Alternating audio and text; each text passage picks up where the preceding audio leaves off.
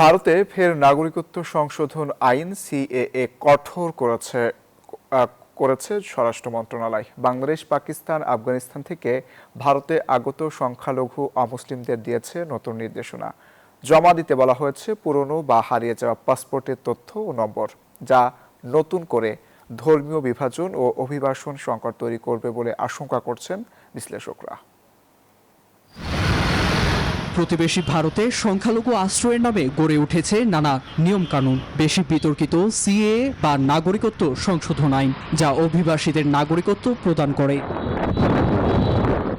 ভারতের কেন্দ্রীয় সরকার আইনটি আরও কঠোর করেছে, সতর্ক করেছে সংবিধান অনুযায়ী দেশটিতে দ্বৈত নাগরিকত্বের ঠাঁই নেই। এই নির্দেশনার আওতায় রয়েছে ভারতে অবস্থানরত বাংলাদেশ, পাকিস্তান, আফগানিস্তানের হিন্দু, শিখ, জৈন, বৌদ্ধ, পার্সি ও খ্রিস্টান বা অমুসলিমরা। ভারতে থাকতে হলে নিজের দেশের নাগরিকত্ব রাখতে পারবেন না।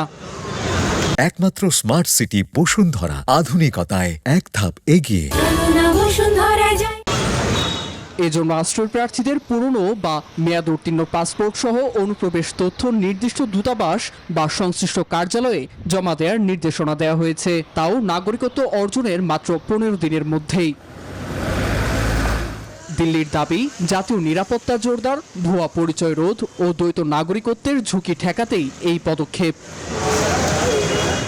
যদিও বিশ্লেষকরা বলছেন, নির্বাচনে নাগরিকত্বের প্রলোভন দেখিয়ে ফায়দা লুটবে ক্ষমতাসীন বিজেপি, কাছে টানবে মাতোয়ার মতো সংখ্যালঘু ভোটারদের, যা স্পষ্টতই ধর্মভিত্তিক বিভাজন ও অভিবাসন রাজনীতিকে উস্কে দেবে বলে আশঙ্কা তাদের। নীরব দাস, নিউজ 24।